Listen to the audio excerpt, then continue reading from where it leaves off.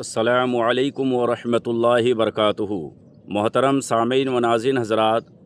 آج میں آپ کو طواف کا طریقہ بتانے جا رہا ہوں۔ چونکہ جو بھی حج کرے یا عمرہ کرے تو طواف کعبہ جو ہے یہ ضروری ہے۔ تو طواف کعبہ کا طریقہ کیا ہے، کس طرح خانہ کعبہ کا طواف کیا جائے؟ تو جب ہم طواف کعبہ کا جو ہے طواف کعبہ شروع کرنے سے پہلے آپ کو استباع کرنی ہے۔ استباع کا مطلب کیا ہوتا ہے کہ چادر جو ہے سیدھے ہاتھ کی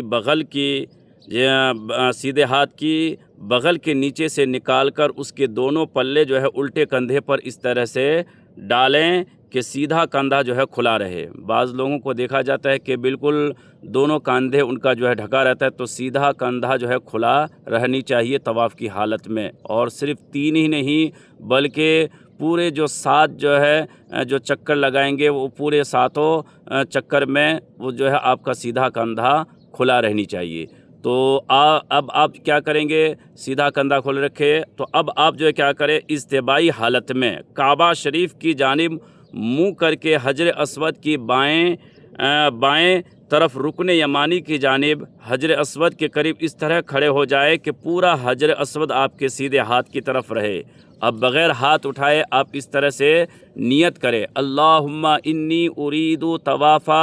بیتک الحرام فیسرہ لی وتقبل منی، جس کا مطلب ہوتا ہے کہ اے اللہ میں تیرے محترم گھر کا طواف کا ارادہ کرتا ہوں، تو اسے میرے لیے جو آسان فرما دے اور اسے قبول فرما لے۔ اس طرح سے آپ کی نیت ہو گئی۔ نیت کرنے کے بعد آپ کعبہ شریف ہی کی طرف منہ کیے سیدھے ہاتھ کی جانب اتنا چلے کہ حجر اسود آپ کے عین جو ہے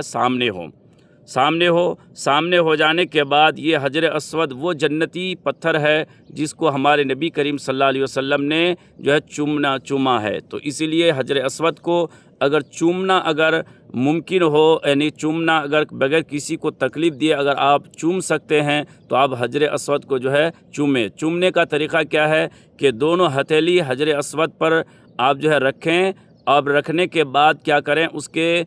بیچ میں جو اپنے مبارک ہونٹوں کو جو اپنے جو ہے ہونٹ کو لگائیں۔ یہ وہ بغیر آواز کے، یعنی کہ چومتے وقت عام طور آواز آتی ہے تو لیکن آواز نہیں آنی ہے، بالکل اپنے ہونٹ کو جو ہے لگانی ہے، اور کہ یہاں آپ کے ہونٹ وہاں لگ رہے ہیں جہاں پہ ہمارے نبی کریم صلی اللہ علیہ وسلم کے مبارک لبہائے مبارک جو ہے لگے تھے۔ تو اس کے بعد اگر آپ کو اگر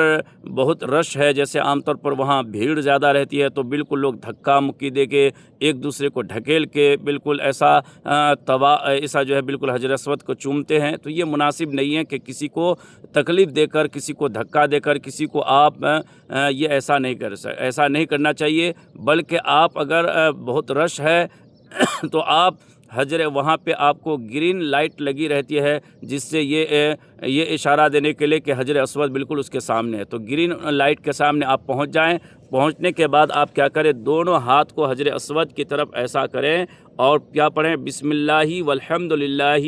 واللہ اکبر اور والصلاۃ والسلام علی رسول اللہ، یہ کہہ کے ایسے چوم لیں اس کے بعد دونوں ہاتھوں کو۔ اس کے بعد اب اپنا جو ہے طواف جو ہے آپ شروع کریں۔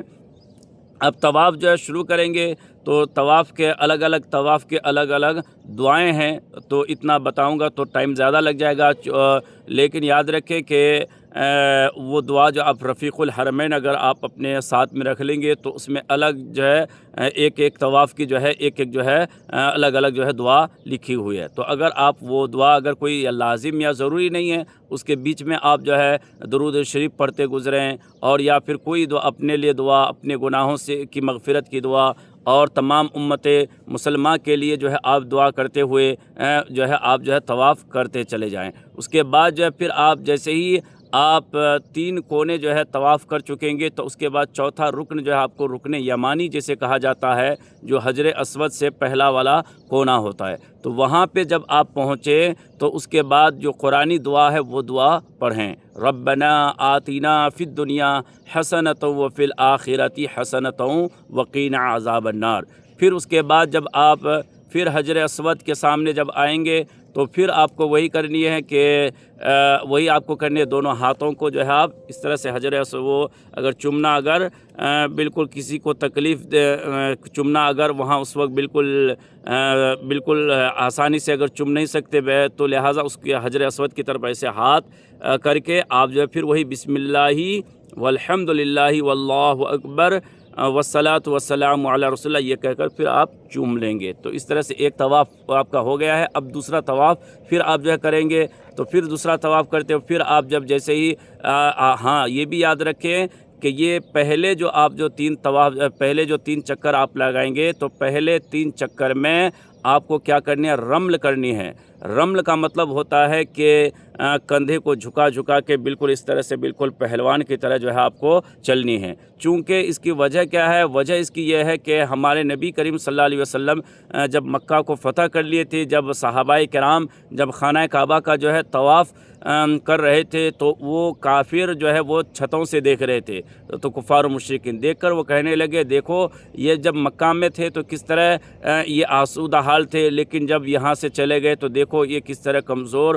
ہو گئے ہیں، ان کی صحت کو دیکھو۔ تو ہمارے نبی صلی اللہ علیہ وسلم نے جیسے ہی ان کی بات کو سنی تو صحابہ کرام کو حکم دیا کہ تم پہلے 3 جو ہے چکر میں رمل کرو اور بالکل پہلوان کی طرح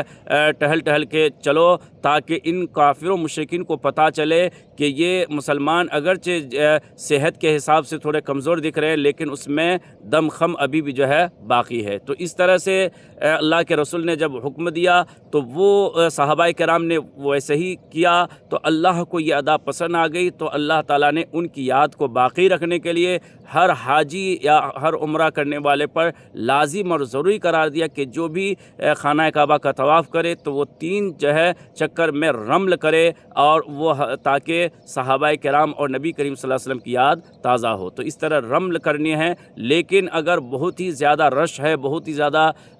بھیڑ ہے اور رمل کرنا بالکل یہ نہیں ہے تو پھر آپ جو ہے نارمل حالت میں ہی کرے۔ تو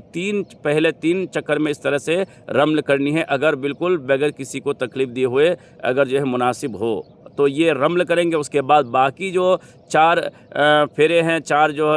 چکر ہے تو وہ آپ کو کیا کرنی ہے، ہمیشہ وہ جو ہے وہ نارمل حالت ہی میں کرنی ہے۔ لیکن یاد رکھیں کہ جب بھی آپ رکن یمانی کے پاس پہنچے تو یہ ربنا آتینا جو ہے ضرور پڑھیں، ربنا آتینا فی الدنیا حسنۃ وفی الآخرۃ حسنۃ وقینا عذاب النار۔ تو جب بھی آپ حجر اسود کے سامنے پہنچیں گے تو تب جو ہے آپ کو استلام کرنی ہے، یا جو اگر بوسہ لینا اگر آسانی سے ہے بغیر کسی کو تکلیف دیے ہوئے تو ڈائریکٹ آپ جو ہے بوسہ دیں، ورنہ استلام کریں۔ استلام کا مطلب وہی ہوتا ہے کہ دونوں ہاتھ حجر اسود کی طرف کرتے ہوئے آپ بسم اللہ والحمد للہ واللہ اکبر والصلاۃ والسلام علی رسول اللہ کہہ کے یہ چوم لیں گے، تو اس کو استلام کہا جاتا ہے۔ تو اگر چومنا اگر نہیں ہو رہا ہے تو جو ہے آپ استلام کریں، ہر چکر میں آپ کو استلام کرنی ہے، یہاں تک کہ 8 یہ چکر تو 7 ہوتے ہیں لیکن استلام جو آپ کا 8 مرتبہ استلام کریں گے۔ اس کے بعد پھر آپ کو مقام ابراہیم کے پاس 2 رکعت جو ہے نماز پڑھنی ہے، جو یہ واجب ہے۔ آپ چاہے طواف چاہے نفلی ہو یا چاہے حج کا طواف ہو یا عمرے کا طواف ہو، یہ 2 رکعت نماز جو ہے پڑھنا مقام ابراہیم پہ اگر بالکل مقام ابراہیم پہ اگر پڑھنا اگر گنجائش ہے تو وہیں پڑھے، اگر وہاں اگر گنجائش نہیں ہے تو پھر آپ حرم کے اندر جہاں بھی چاہے آپ پڑھیں گے تو وہ جو ہے آپ کا واجب ادا ہو جائے گا۔ تو اس طرح سے یہ طواف کا طریقہ ہے، تو اسی لیے وہ گرین لائٹ لگی رہتی ہے تو اس سے وہاں آپ کو حجر اسود سمجھ میں آئے گا۔ تو اس طرح سے طواف میں کوئی غلطی نہ ہو، اسی لیے آپ کے سامنے یہ باتیں آپ کو بتائی گئی۔ اللہ تعالی ہمیں خانہ کعبہ کی حاضری نصیب کرے، یا اللہ طواف کعبہ جو ہمیں نصیب کرے، یہ حج مقبول حج مبرور ہم سب کو نصیب کرے۔ السلام علیکم ورحمۃ اللہ وبرکاتہ۔